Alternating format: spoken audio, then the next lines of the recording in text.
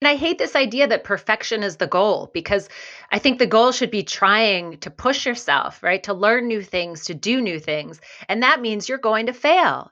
If someone says that they're perfect, their goal is perfection, or, just doing this one thing, I don't find that nearly as exciting or admirable as someone who says, I'm going to try something totally new and we're going to see how that goes. Shouldn't we all do that at every age?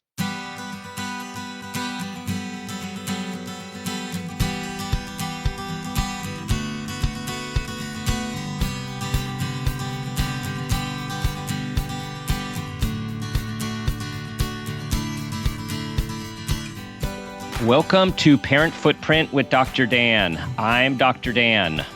This show is about making the world a more loving, accepting, and compassionate place, one parent, one person, and one child at a time. The key to raising healthy and engaged kids is for us parents to seek the same in our own lives while striving to be the best versions of ourselves each day. No matter who you are or where you came from, with increased awareness, you can be purposeful about leaving a healthy footprint for your children, your family, and all those you care about while living your own life to the fullest. Today's show is Atomic Anna, what a novel can teach us about raising girls to love science, math, and sports, with Rachel Barenbaum. Rachel's new and second novel, Atomic Anna, has just been released, and her debut, A Bend in the Stars, was named a New York Times Summer Reading Selection and a Barnes & Noble Discover Great New Writers Selection. It is also a Boston Globe bestseller. Rachel is a prolific writer and reviewer whose work has appeared in the LA Review of Books, the Tel Aviv Review of Books, LitHub, and DeadDarlings. She's an Honorary Research Associate at the Hadassah-Brandeis Institute at Brandeis University and is a graduate of GrubHub's novel Incubator.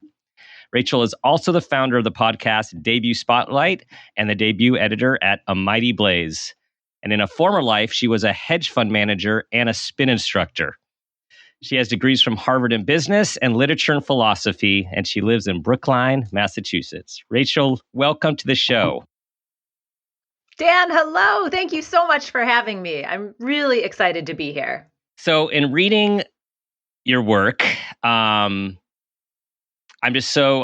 can't wait to hear about how your life experiences have gone into these novels that you have written, which have some themes that we're going to be discussing, especially in our current climate that we have right now. That's the teaser for everyone. We're gonna go back to that. So, for starters, tell us a little bit about where you're from, how you were raised. The influential moments in your life. You don't start with small questions. No. Ever. Yeah, just go for it. I love it. Go right in. Go right in. I love it. So in my books, I really write about women in math and science. Yes. Because it played a big part in my childhood and my life. And interestingly, I guess in the way that I really excelled at languages and in English and in writing, and was, sort of steered away from the math and the science, even though in my head I loved it and I wanted to be in that, super advanced chemistry class. Instead, all my advisors said, well, why don't you take advanced Latin instead, right? Mm-hmm. And so I sort of grew up where the numbers of girls and women in those math and science classes were low. Mm-hmm. And I wanted to be there, but I wasn't. And so I guess when I write these books, right, there weren't other women really ahead of me either, right? They weren't overflowing with women and girls. And so when I write these books, I make the characters that I had sort of dreamed I wanted to be, in the sense that why couldn't I have been a girl in science or math? And I know we look at this a lot of times, we think, oh, this is 2022. It's a modern world of, what is she talking about? Well, my business school class at Harvard Business School was only 25% women in 2002, right? So that just gives you a sense of, even then, we're not even talking 50-50 parity, right? So that's what I grew up with. And so I really write these strong women and girls in math and science because that's what I want us to be. With incredible suspense and mystery and a journey. Where did that come from? Like to me, that is such an art. When I am tracking, I'm just going to say, I'll let you tell everyone what it's about. So I don't want to say too much, but I'm tracking before, I'm tracking after, I'm tracking this relationship, going back to that relationship, generations of relationships. I'm just curious how that all comes to be when you're creating a story as you have for Atomic Anna. Yeah, so Atomic Anna is really the story of three generations of women from one family. So I have a grandmother, a mother, and a granddaughter.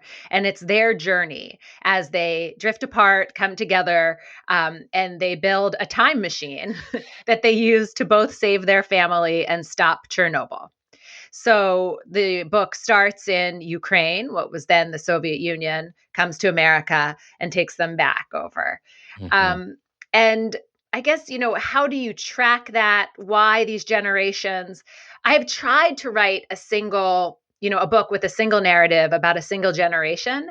And then I always have these other voices in my head. So we get, but there's a grandmother in there or a mother in there, right? So no person comes from, without that past. And so they sort of naturally come into my narratives. In both Atomic Anna and A Bend in the Stars, you see multiple generations of women, because I think really what comes before helps you turn into what, will be the future or the present. So I fold them in, and to keep track of them, I keep very extensive Excel spreadsheets. Very extensive. There you go. So I know who is where, what date it was, how old they were, and, what eye color they had. Yeah. Those are all the things that are hard to keep track of. So much detail and themes in your books, in your novels. Obviously, we have science. We have women. We have multiple generation of women. We have brilliant scientists. And we have Russia. And as you say, Ukraine. And here we are in the midst of a Russian invasion on Ukraine. And here you are writing about these regions years ago leading up to this. So what is this like for you as where we are now and where you have been immersed in your work? Yeah, I mean, it's surreal, and very sad. It's very, very tragic to see what is happening over there. My own family left Ukraine. My grandparents came over, and so that's sort of some of my roots and why I've always written about that area.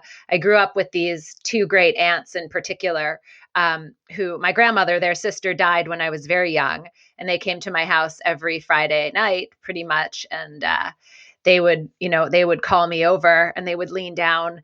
And it's on Friday night is the Sabbath, the Jewish Sabbath. So they'd be there for Shabbat dinner and they would say, Rachel, Rachel. And I would come over and they would lean down and I was a little scared of them. I knew it was coming. I knew they loved me, but they smelled like herring and Manischewitz. And I knew what they were about to tell me. And they would always say, we had to leave Russia. We hated that place, right? We had to leave. They were going to kill all the Jews. They were going to kill us. So you have to be ready to run. And they would say, do you know where the passports are? Do you know where your emergency money is? And they were very serious. And I would say, yes, because I was the oldest. It was my job to know where the passports were, where the emergency money was. And so I grew up with that and that idea of always being ready to run. So the Jews are safe in America now, but maybe not always. Where are you going? And so I grew up with this idea that Ukraine, the Soviet Union, was a dangerous place. Russia was not a beautiful place. I was never allowed to go there. We didn't speak any language in our house except for English, right? I was not allowed to learn any other language except for French, because that was showing that we had arrived, right? If I could speak French or, learn Latin. And so I'd sort of grown up with this fear of that area of the world for a long time. And I think that probably comes out in the books. That it was a brutal place for my family. That's why we left. And so to be seeing it now playing out, I sort of have, my aunts in my head. And, we told you, right? Don't go back there. Do not go to that place. So, that's how I experience what is happening now and with the books and with my aunts in my head. Well, and legacies, obviously, with the your fictional characters, and your real life family members, the legacies of what are my grandmother's family and one of my grandfather's family. They came from Latvia in Russia, and came over during the First World War, and the stories and the loss and the trauma and how many siblings made it and who died young, that carries with us, and that does those are the stories we're raised with. And I can also relate to the great aunts that didn't smell nice, the Jewish great aunts, and we had to kiss them at the family functions. I know exactly what you're talking about. But these are the stories that several immigrant persecuted cultures and families are raised with, because that past is not a very distant past for so many. Mhm. Yeah, I think that's right. And it's strange because people always say, well, you must have spent a lot of time over there, right? And I mean, you must have visited Chernobyl, or you must have been in Russia at some point. And the answer is I haven't, because my great aunts, my family, would never go back there. They've passed away by now, but I grew up with that thought of we don't go there. And yet I have so many stories from them and in my head, right? And these pictures. And because it was always forbidden, I've read so much about that land, that time, right? What happened. I've been obsessed with it. It's right. The forbidden is what we always want. Right. And so it's very much in there, but this also, the idea of violence, right? That trauma, as you mentioned, that generational trauma of we don't go back there is not new to me. And what is new is hearing in the news or people being so shocked and surprised, and and having, not everybody had those voices in their head. It's a realization that, wow, some people grew up without having great aunts that told me, right, or told them this could happen. Right. So Right. that's been jarring. Well, in terms of secrets, I'm interested, family secrets. We had a recent podcast guest, a psychoanalyst, who had written a book about family secrets and how they're transmitted, beyond genetic transmission of trauma, but how they're these secrets that we don't even know about impact us. And so good secrets, bad secrets, we hold secrets, we shouldn't hold secrets. What's your take on that? Yeah, I mean, every generation has secrets, right? You can't know everything that your parents did or thought. You just can't. And you're not going to tell your children everything, right? You can call that a secret, or you just, there are parts of your life that your children just shouldn't know, won't know. Um, but then there are bigger secrets. And I write about some of those in Atomic Anna, where we have Anna is the main character in the first generation, and she has a daughter, Molly. She never wanted to be a mother. And she gives Molly away to her best friend, Yulia, who takes her to America and raises her. And Yulia won't tell Molly anything. And I love this. I'm really interested in this idea of how much do you then tell your children, right? So we have two issues. One, what is family? Is family the blood that connects you, that you are born into, or this new created family with Yulia and Molly in America, right? So I love that, of how do we make family? That question, I find that endlessly interesting. And also then this question of how much should Molly know about what they left behind, why they left, right? Should she know the extent of the brutality, or the extent to which her mother didn't want her? Or was it even that her mother, Anna, didn't want her because she was dealing with postpartum depression, which I also bring up as a possibility for what was, right, jumbling her mind in ways that were not expected. So these are sort of endless questions that I explore in the book, and that I love us to think about, because I think this really relates to all parents, right? That we all need to think about what makes our family. Who do we include in our group, right? When we have a family dinner, who's invited? Right. And that is really at the core of Atomic Anna.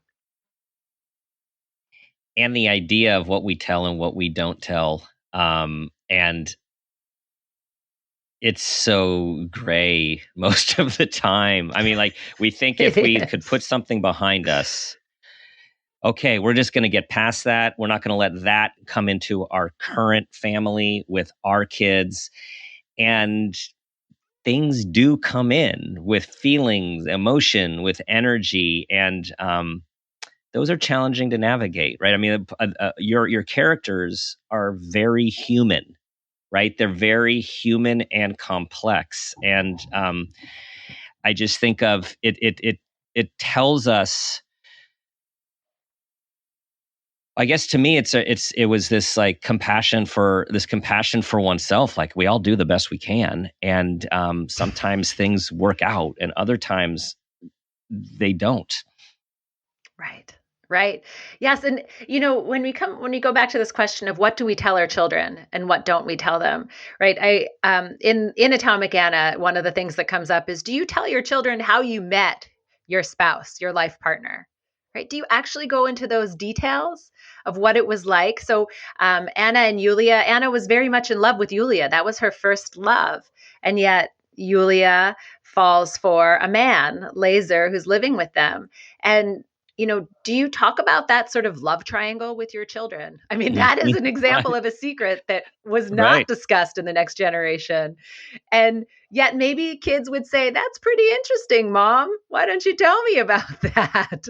Right. Mm-hmm. And you think about, well, really, I'm not comfortable telling my children that happened, or my characters are not comfortable Mm-hmm. talking about that with Molly or with Molly's daughter, Reza, even the next generation, right? So, Yeah. and yet for them, it would explain so much for Yes. right why Anna was angry or why she gave Molly to Yulia of all the people in the world. And so I love that you're picking up on this, and also right interested in this idea of how much do we share and what are Right. those parts that we're comfortable Mm-hmm. sharing. Yeah. All right, everyone, we don't have an answer for you. Basically, what we're saying is it's something to think about, but it's complicated, and every family will make It their own is. decisions about that. And obviously, there's different developmental ages of our kids when we might share certain things and maybe not share things till later, depending on the story. Right. Um, And it's yeah, uncomfortable. I mean, do you want yeah, to talk to your child about the first time you tried drugs in right, Molly's case? right, I right. mean, maybe you should in hindsight because it could help your child decide not to go down that route, but that's pretty uncomfortable to admit that you made such a bad choice and to Yeah, talk about it. right, right. So where I want to go now is there's several facets to you. You're an athlete, and you are, as people are starting to hear, an advocate for women. And you've written some really powerful stuff, which I do want to bring in. But before, tell everyone about your athletic career and how that has had such a profound influence on you as a person and your mission to continue this for the next generation of girls becoming women. Yes. Thank you for asking about this, because I feel so lucky that I've been able to write about this in Harper's Bazaar recently and start to talk about it, because sports played a huge part in my life growing up. And I just wrote about how we're coming up on the 45th anniversary of the sports bra and the 50th anniversary of Title IX. Mm-hmm. And it's Yeah. really no accident that those come together, right? Because the playing sports meant that we needed the sports bra, right? I mean, it hurt. Breast Right. pain was real, and right, so one necessitated the other. And so I was really part of that first generation of girls to grow up with sports, with college sports as a possibility. And that's an amazing privilege that I did not realize at the time. Mm-hmm. I grew up at a moment when girls' sports programs were relatively new. I mean, people had been playing field hockey, but there was no soccer team for me to play on, no girls' soccer team. I played field hockey in a kilt. I played squash in a white pleated skirt with these little white undies underneath that would fly up, right? The skirt would fly up when I dove for the ball. I hated it. And I ran track in boys' uniforms made for boys' bodies. And I was so happy to be out there that I didn't really care, except every once in a while I would notice under a stadium, or if you're in somewhere playing a squash tournament, they have all these walls of plaques celebrating all the boys and men who have won and their times or their scores or whatever. And there'd be just a tiny little plaque for women. And then when I got to Harvard, I played 3 years of varsity squash there. Our team won 3 consecutive national titles. It was a big deal. It was amazing. That's a big deal. I played, huge. Yeah, playing D1 athletics, you play 20 hours a week. And that's 20 hours in the gym. That's not including, you're walking back and forth to the gym or biking, your team meals, right? It is a lot of time. And it's also an amazing moment because you're with a group of women and you are strong and you're celebrating your strength when you're playing these sports. And so I loved it. But then I was also keenly aware of the fact that I would be at alumni events or any kind of a team event, and all these old men would come, and there were never old women watching unless they were the wives. So we would have team banquets, alums would be invited, and it would be my teammates and the wives of old men who had played. And now, the newest, the oldest, I should say, alums at that point were like 40, right? They had careers, kids of their own. They didn't have time to come to these banquets. And I don't blame them. Of course not. I'm not going to any banquets now either. I'm not coming back for my squash team. But now looking back, we have this first generation of of women who played college athletic sports, varsity sports. Our daughters could now be playing for the first time. And that's this amazing moment, this turn. And when you talk about women in science, women in math, right? At my business school, at Harvard Business School, we're much closer to 50% now. We're just seeing these numbers come up. And I think sports has a lot to do with it. I think that confidence that you get from playing a sport cannot be underestimated. I had this one coach in particular who said there are 2 things you need to know about playing sports. Number 1, you will get hurt. If you're going to play a sport, you will get hurt. Number 2, you will lose. You will lose all the time. And hearing those 2 things, it sort of turned the switch on in my head, because then I thought, okay, that's all true. But then that means that I just have to keep coming back if I want to win. I'm going to heal because I'm going to get hurt, and I'm going to lose all the time. So I have to figure out how to stand up and keep playing. And I think that is, I try to put that in my characters in my books too, because I really believe those 2 rules, right? Those 2 things will happen in sports and in life. And so I give them to my characters too. So given that, sports, the world of youth sports has changed so much since you and I were growing up. I mean, you could play in all the rec leagues. And then if you did happen to be at the elite level, which was a smaller portion of the kids, then there were some elite teams, or back then maybe traveling teams or the club teams.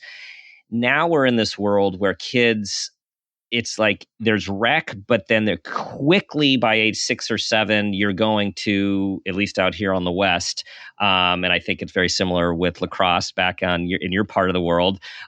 You're in hockey. You're going into these high performance, higher stress, higher commitment situations. And is what you're saying apply to sports at all level for the parents listening who don't have that child who is an uber athlete, highly talented? Can they get these same lessons if they're playing in the rec league? Yeah, I mean, absolutely. I think any sport you play at any level at all, you will get hurt and you will lose, right? Yeah. No matter what age, no matter what league you're in. And, this is actually one of my pet peeves that I will share with you, is that so many people think, oh, my child's not really an athlete because they're not doing this like crazy travel, whatever, for like 6 seasons a year, right? Commitments, like, playing, on 2 leagues at once or whatever. It's just, that's insane. If you look at the best athletes, right, who really come up at the Olympics or become professional athletes, they have played multiple sports when they were Mm-hmm. younger. And they were the kids who were out playing pond hockey on the frozen pond, who were on the playground shooting basketball hoops 3 hours a day, right? They weren't being driven 3 hours a Mm-hmm. day to practice for an hour and a half, right? Or Mm-hmm. whatever it is. You Yep. just have to get out there and play. And, you know, so much of that is just this drive over talent. But Mm-hmm. any level that you play at, if you are willing to put yourself out there, or if you as a parent can help your child feel confident enough that they can put themselves out on that court, which is so scary. No matter what Mm-hmm. level you're at, you're terrified. But if you can help your child get out there, you can help them learn literally how to stand up. Right? Like, Right. how do you fall down if you're learning how to ice skate? And then how do you stand up? And I just Yeah. feel like that is the most important lesson we can teach our children. So true. Particularly for it seems like a growing generation of perfectionists where it's so painful to make a mistake or for things to not work out the right way, and how important these lessons of resilience are too. Like you're saying, just you work through it, you try again, you understand that making mistakes and losing and getting hurt and things not working out is actually part of the whole program. Yeah. Yes. I mean, I hate this idea that perfection is the goal, because I think the Hmm. goal should be trying to push yourself, right? To learn new things, to do new things. And that means you're going to fail. You're going to Hmm. be terrible, right? Yeah. Anything Right. you try for the first time, you're going to be terrible. And if someone says that they're perfect or whatever, their goal is perfection or, just doing this one thing, I don't find that nearly as exciting or admirable as someone who says, I'm going to try something totally new and we're going Mhm. to see how that Mhm. goes. Right? Shouldn't Yes. we all do Yeah. that at every age?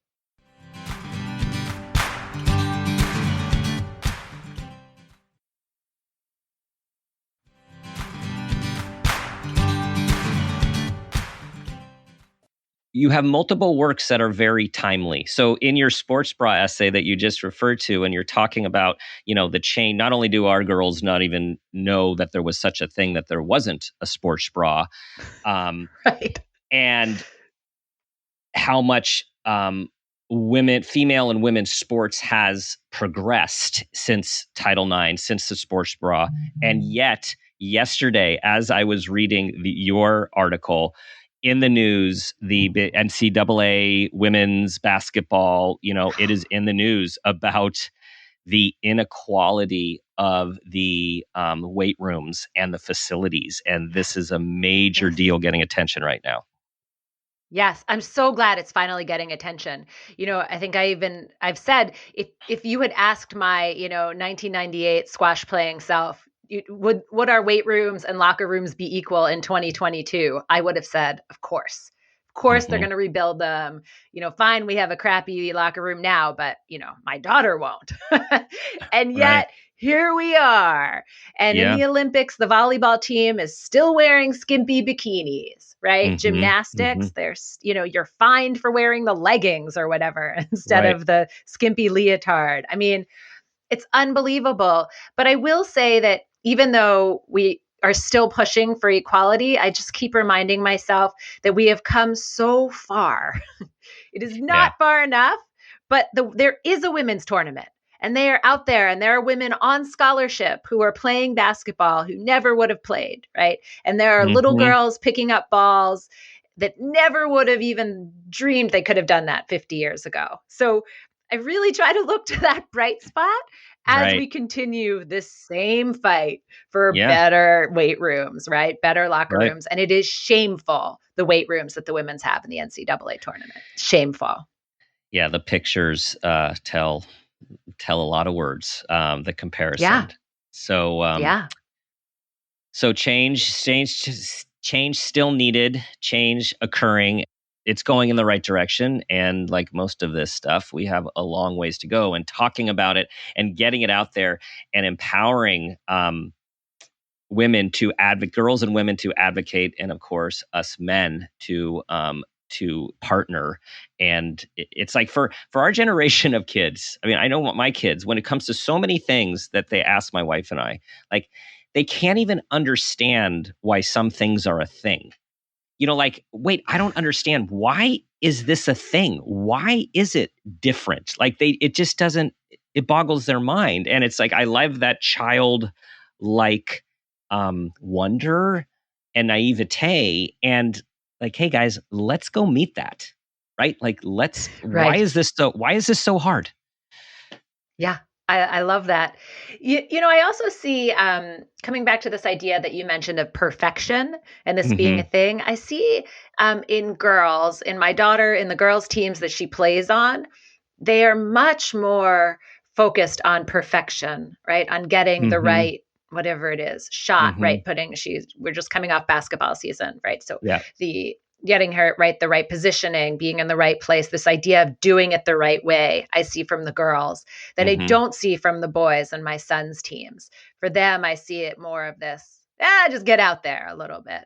It's not to say they don't want to learn, but with the girls, there's more of that fear of falling down. And I want to find a way to help them. I mean, I hate to admit that there's a difference because I like to think boys and girls can be equal, especially as kids. But I see it, somehow we're teaching our girls differently, or it's out there that girls need to be perfect. And I just want to see them falling down more, in terms of what's a thing for them, right? Thinking this has to be perfect. This has to be done this way. I want them to fall down all the time and not be afraid to stand up. The way I see it in the boys. Yeah. And of course, there are whole episodes and conversations that we still have to have and have had on social media. And I just have to bring it in here because anytime we can talk about the negative impact that social media has on our kids, negative for their physical health most of the time, their mental health, their psychological health, and for females, far more than men, what is projected is, this image of perfection, of, body, everything. And I just have to believe this is all connected. Yeah, I agree 100%. And that's why I always come back to this coach, like, you're going to get hurt and you're going to fall down, right? Yeah. You are not going to be perfect if you are going to be a champion. And there's another cheesy sports, whatever idea that's always in my head that champions are made when no one's looking. And so you see, right, these great shots or these great races, but that's because you don't see the thousands of hours that these athletes have put in to their to their sport when you're not looking. Or for me, even for writers, right? You see this beautiful finished novel, and sometimes people will say like, oh, she must have done that in one or two drafts. It's like, well, you haven't seen the thousands of pages that I cut and all of the terrible work that I did to get to this finished piece of Atomic Anna. Yes. Okay, I have two diverging thoughts. I'm going to say them both in no particular order. First, when I think of dress, you were talking about, the volleyball bikinis. I grew up, tennis was a really important part of my life growing up, of a fan and a player. And when I think, back in the day of Chris Everett Lloyd and Billie Jean King and Martina Navratilova and like name it, and then we look at the progression of these strong, fierce women wearing what they choose to wear out on the court, right? That's where we really see the progression. And I just remember all the kickback over the years when all of a sudden these new outfits would show up and these shorts would show up as opposed to these little skirts. And so you see this happening more and more. And I think that some of the sports that are more governed and institutionalized are have a harder time making a team switch than maybe some of the individual athletes are able to do. Maybe. Yeah. I mean, I have to say that the spandex short, right, that you can now wear underneath whatever it is, your tennis skirt or your squash skirt or whatever, is just a revolution that I'm glad my daughter doesn't understand. Exactly. Yeah. I mean, she doesn't even remember getting her first sports bra or like having to cover her undies somehow under this weird skirt that she had to wear to play field hockey. I am very grateful for that. You had mentioned coaching a few times, and you wrote about, and I think this is really important to talk about for the mothers listening, how the phenomena of male coaches, and some by design, but often, as you point out, by who raises their hand, because a lot of women don't think they're qualified, and how important it is for women, for girls to also have women leading them and coaching them. Yeah. Yes. Thank you for bringing that up. I do want to say that my daughter has been very lucky to have some amazing female coaches with impressive, terrifying sports resumes, right? Very intimidating women, coaching her. But as I've experienced many times, and most recently with this last basketball season, when coaches are harder to find, and the call goes out, it's dads who raise their hand. Just like, every sporting event I've been to, when someone turns to the stands and says, "Can someone run the scoreboard?" the dads put their hands up first. "Can someone run our stats book?" The dads raise their hands first. Well, why is that? So when this just happened for my daughter's 7th grade basketball team, I realized that a whole gym full of 13-year-old girls was going to be evaluated. They were going to choose the tryout team, right, by a handful of men. And I just thought, that is so wrong. They're not creepy. They're dads I know. They just, sort of put their hands up. And when I started asking other mothers, "Why don't you get out there?"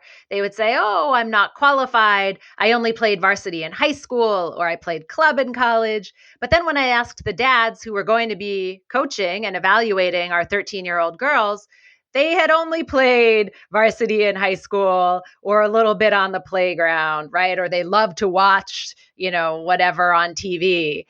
And I just thought, why can't we get more moms out there? And I know we are so busy. I know that working moms, any kind of moms, we don't need to take on more.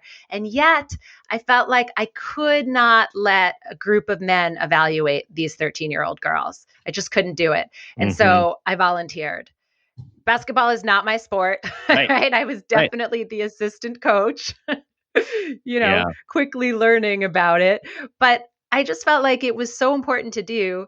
And then I knew for sure, like 3 weeks later, we got the girls' uniforms, and I knew I had to be there because the girls' uniforms that came in were made to fit a certain body type, which you can imagine they call unisex, which is not accommodate for hips or boobs, right? And here I was fighting the same fight that I had had for my track uniform 30 years earlier. Yeah. And I was the only woman who could call up the league and say, "This is not acceptable." Now, the difference this time was A, they listened. B, there are uniforms out there that are made to accommodate boobs and hips, right? We just had to find the supplier. And C, they said they would do something about it for next season. So we have made progress. But in the meantime, I would just love to see more moms. Why can't we run a scoreboard? That's not any kind of rocket science. There's no reason why you shouldn't be able to do it or run the stats book. And so I just want to say to any mom out there who's hesitating or thinks she's not qualified, you are. You are so qualified because you love your child and you want to be there, whether it's the girls' team or the boys' team at any level at all. Just volunteer. Just let them see that girls and women can be out there. Totally. And an example with our youngest, my wife, who didn't have soccer experience, she and 2 of her friends were the coaches with another dad. So it was 4 of them for several years. And my wife, who has a big nutrition, exercise, physiology background, that's the part that she played on the team. She was, helping them stretch. She was helping them run. And it was this great teamwork with these 4 parents, 3 of them moms, through the years, for their girls to see their moms out there on the sidelines. So I think I love that. Yeah, so it's really important what you're saying, Rachel, and for everyone to listen, to have the confidence to raise your hand, because as Rachel's saying, there's so many parts to a team these days to be involved and to be out there. And you're needed. Yeah, I mean, you're needed. Yeah. And if you're running the scoreboard and you get it wrong, someone will tell you. Right? Yep. That was a 3-pointer. And who cares if you got that wrong, if you missed one. And a head coach will need somebody. They could hand you a list and say, put these subs in every 5 minutes. right? You Yes. don't need to know anything about the game to be able to watch the clock and know in 5 minutes you're going to put these 5 girls in, right? Totally. There's so many parts. Or like you're saying with your wife, I love that. If she knows how to stretch, teaching your kids how to stretch is a skill that they will hold on to their entire lives. Right? Mm-hmm. Talk about Totally. impacting them and, giving them that confidence. It's beautiful. There are a million ways to get involved. And for those Ted Lasso fans, Ted, he'd never coached soccer before, and he goes, to the UK to go do that. So, right, that's some courage right there. So we don't have to be Yes. experts, everyone. We just got to get out there. Yes. Okay, Rachel. So novels. What is it about a novel and storytelling that you think impacts people so much? And of course, the girls and women who you really embody and tackle in your novels. What is it about it? I love novels in particular as a format, as a way of getting to bigger questions about life. I think we've talked a little bit about that here. How do I want to live my life, right? Do I want to be scared of falling down? Or am I okay if I fall down 1,000 times a day, as long as I get up 1,001? And I believe in that. And I want other people to believe in that. And so I guess in a way, a novel is my chance to put that out there. But also I studied philosophy as an undergrad. And I think a lot about big questions like, if I frame Atomic Anna with Pirkei Avot, which is a book of Jewish ethical teachings. And it starts with the warning, be patient in judgment. And that in itself is something that I find hard sometimes, patience, right? Mm-hmm. But I can write in the book and remind myself and hopefully bring it up as a conversation with other people. What does it mean to be patient in judgment? What does that really mean? Because often we can look at a situation and say, oh, I already know what's right, what's wrong. But actually, if you dig deeper, you'll find it's never black and white. There's always, right, something else under there. And so writing novels is a way to get to that. In Atomic Anna, I also have bigger questions of, nuclear weapons and science. Just because we can build something doesn't mean we should. I think that's a question we need to be asking now, given what's happening in Ukraine, with Russia, all over the world, but with science in general. Just because you can build an alternate reality, right? Use VR headsets, does that mean you should? Just because you can build that weapon, does it mean you should? Right. And so novels and stories are my way to ask that question of myself and hopefully bring other people into that conversation. And an additional question that you take on in this novel is just because you can change the past, should you? Yeah. That's a big one. That is a big one. I love that you bring that up because we do have this sort of collective fascination with the past, with time machines, with time travel. And this gets to the core of that is regret, right? You regret that you made a mistake, that you did something wrong, that you're not perfect, going back to what we were talking about before. But then you think, so could I go back and change something? And again, you hear very fast answers. Well, sure, we could go back and kill Hitler. Wouldn't that be perfect? But then you think, but wait a minute, if we kill Hitler, then we're actually erasing stuff that came after that, right? We're going to be rewriting history. And in doing that, it's a very quiet weapon in a sense, because you'll be erasing entire generations of people, everything that came after that. Even though it seems like a no-brainer, kill Hitler, erase him. He was a horrible person. And yet, should you? And I hope that what this brings up in this book is it is a weapon. Yeah. Time machine is a weapon. And should we actually ever use it? That is the question, people. I'm going to say, well, I'm going to hold off on this next thing and go straight to the parent footprint moment question and then go back to that thing. Okay. So parent footprint moment question, Rachel, here we go. Tell us about a time that you became aware of yourself as an individual, as a parent, or even an awareness of your own parents, and that new awareness had a positive impact on your life, your kids, and those you love. I love this question. I love that you always ask this because I think we can learn so much from each other. So when I when my children were all about 4 and under, they were born very close together. I have 3 kids. We were living in Hanover, New Hampshire, which is sort of ski country, cold, wintry, right? And my oldest was 4 years old. And I remember talking to this woman in my office, and she said, "What are you going to do this weekend?" And I said, "Well, it's cold, it's snowing. I don't know, sit at home, play with Play-Doh." And she was like, what are you talking about? They can walk. That means they can ski, they can ice skate.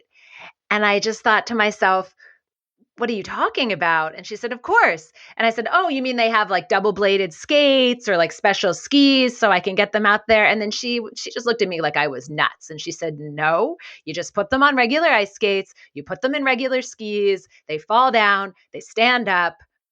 You're out of the house. Just go do it. And I just, something clicked when she said this to me.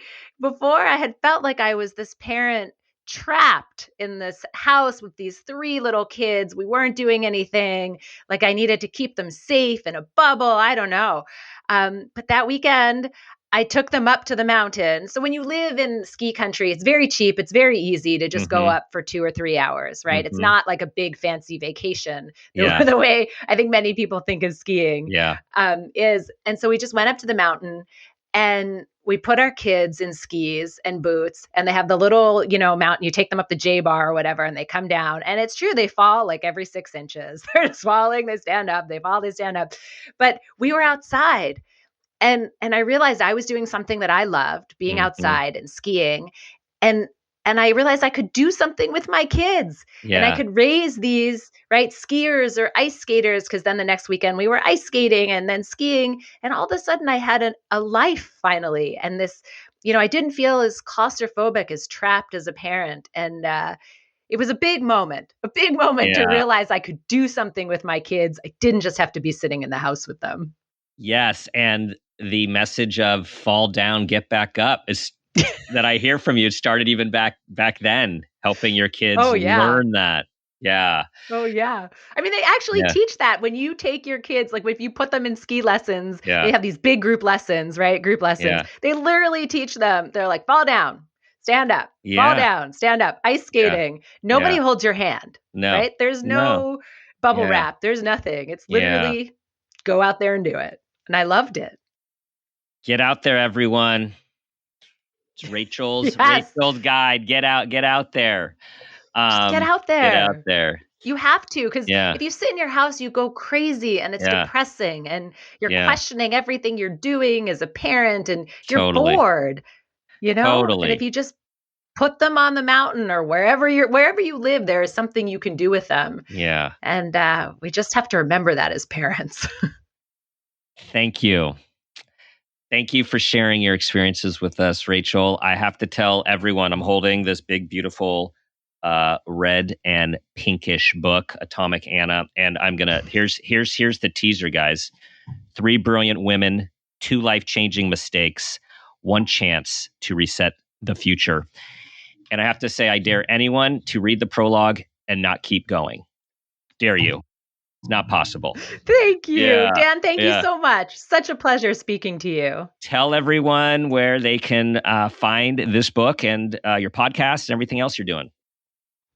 Sure. So you can find Atomic Anna anywhere books are sold. You can listen to my own podcast, which is Debut Spotlight, where I interview debut authors, anywhere you listen to your podcasts.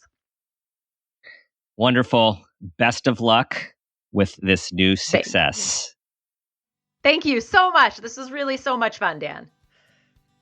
All right, everyone, that's it. Thanks for listening. Please share this show with everyone you think will benefit. We appreciate your 5-star reviews. Do your best to be that person you want your child to become. And ask yourself the guiding question I ask myself each day. What footprint do you want to leave?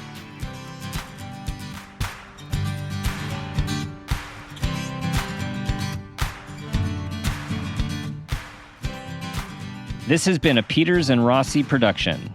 Parent Footprint with Dr. Dan is produced by Laura Rossi. Our engineer is Phil Rossi. Theme music is Strummer Man, composed and performed by Pro Tunes. Artwork is by Garrett Ross. Follow us on Instagram and Facebook at Parent Footprint Podcast, and on Twitter at Dr. Dan Peters. For more information, go to exactlyrightmedia.com. Listen, follow, and leave us a review on Amazon Music, Apple Podcasts, or wherever you get your podcasts. And don't forget, you can listen to new episodes 1 week early on Amazon Music, or early and ad-free, plus bonus episodes by subscribing to Wondery Plus in the Wondery app.